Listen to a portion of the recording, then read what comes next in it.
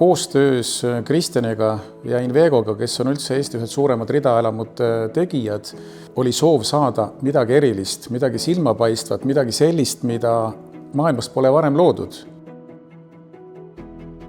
Miks Viimsi ja miks selline projekt? See on tegelikult kõige parem küsimus, sellepärast et iga eduka projekti taga on why. Miks selline toode, miks sellisesse asukohta see toode ja kellele?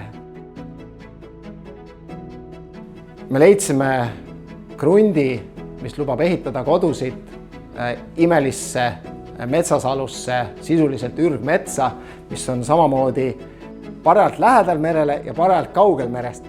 Ehk et meretuul ei tee liiga, aga samas on mõnus minna sinna randa jalutama.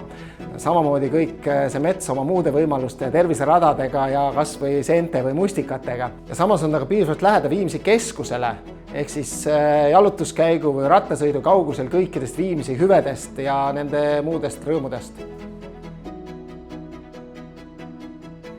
Kui mõelda, kellele me seda teeme, noortele peredele, et hinda mitte kõrgeks ajada ja aknapinda võimalikult suureks teha, siis ainult kuskil Hollandis märkasin, et on midagi sellist.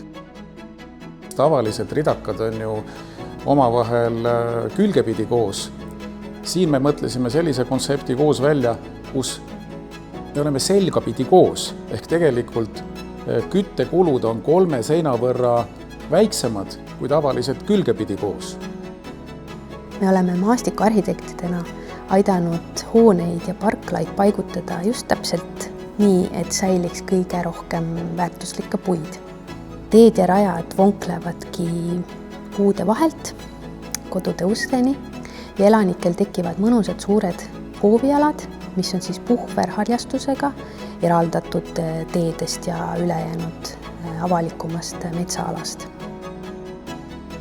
Minu meelest Viimsi vajab natukene väiksemaid ja taskukohasemaid kodusid, mis oleksid head noortele, kes kolivad vanemate kodust välja ja ei taha Viimsist ära kolida, kui ka vanematele inimestele, kes ei taha enam suure majapidamisest hoolitseda.